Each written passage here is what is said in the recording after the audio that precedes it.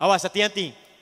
Nanti saya tunjukkan beberapa dalil, bahkan dalam hadis, bila seseorang benar dalam menunaikan salatnya, bahkan Masya Allah, hal yang menurut manusia mustahil pun, itu bisa terkabulkan di sisi Allah Subhanahu Wa Taala. Makanya Bapak Ibu silahkan cek. Nabi Muhammad SAW dalam salatnya, beliau meminta berdoa kepada Allah. Para ulama-ulama kita yang soleh, bahkan maaf Bu ya, Pak, ada ulama mau berjihad, salat pertama kali dilakukan. Ada yang mau nulis kitab, itu salat dulu. Salat. Begitu salat dikerjakan, semuanya mudah. Itu yang menaklukkan Jakarta dari Portugis. Di Jakarta dulu, itu namanya bukan Jakarta, Sunda Kelapa. Berdekatan dengan Banten. Dikuasai oleh Portugis. Datang ke Indonesia, ke Nusantara lewat Malaka, Selat Malaka tahun 1511. Menguasai wilayahnya wilayah Portugis, wilayah Sunda Kelapa. Siapa yang membebaskan itu? Namanya Fatahillah. Dikenal dengan Faletehan. Itu menantu Sunan Gunung Jati.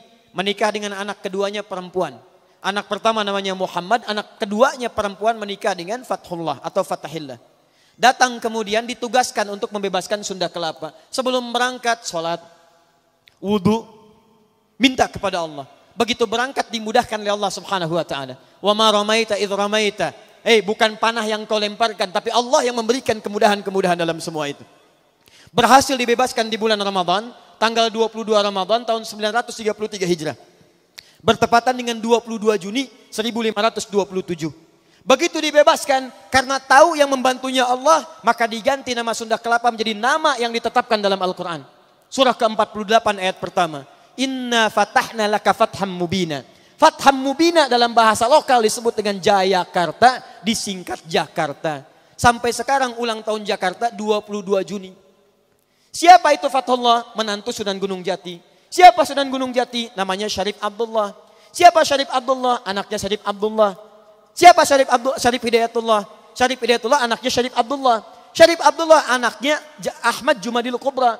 Siapa Syekh Ahmad Jumadil Kubra? Satu di antara 9 wali yang pernah menyampaikan risalah dakwah di Nusantara. Beliau punya 2 orang anak. Satu Syarif Abdullah, yang kedua Maulana Ishaq. Syarif Abdullah itu nanti yang kemudian menikah dengan seorang perempuan namanya Syarifah Mudaim. Siapa Syarifah Mudaim? Namanya Rara Santang. Lahir tahun 1426. Dia punya kakak namanya Walang Sungsang. Ganti nama jadi Abdullah Iman. Lahir tahun 1423. Siapa bapaknya? Bapaknya namanya Prabu Siliwangi.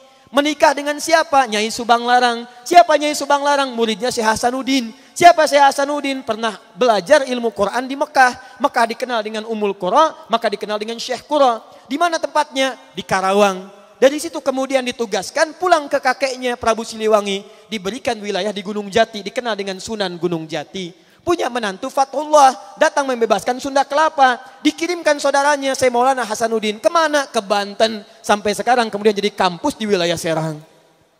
Nyambung. Anak keduanya Maulana Ishaq. Dari Maulana Ishaq tadi melahirkan siapa? Melahirkan Kyai Haji Ahmad Dahlan, pendiri Muhammadiyah. Tanggal 18 November tahun 1912. Saudaranya Kyai Haji Hasim Asy'ari mendirikan Nahdlatul Ulama disingkat dengan NU.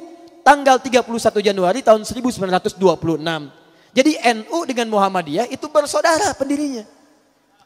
Berasal dari Ahmad Jumadil Kubra. Siapa Ahmad Jumadil Kubra? Keturunan dari Ali Zainal Al-Kabir. Siapa Ali Zainal Al-Kabir? Keturunan Ali Zainal Abidin. Siapa Ali Zainal Abidin? Dari Al-Husain. Al-Husain adiknya Al-Hasan. Al-Hasan anaknya Ali bin Abi Thalib. Suaminya Fatimah Az-Zahra, putri Rasulullah sallallahu alaihi wasallam. Masih nyambung. Jadi saya kembalikan ya. Jadi kalau orang sholatnya benar, orang sholatnya bagus, kita kembalikan ke awal, maka doa-doanya akan cepat dikabulkan oleh Allah Subhanahu wa Ta'ala.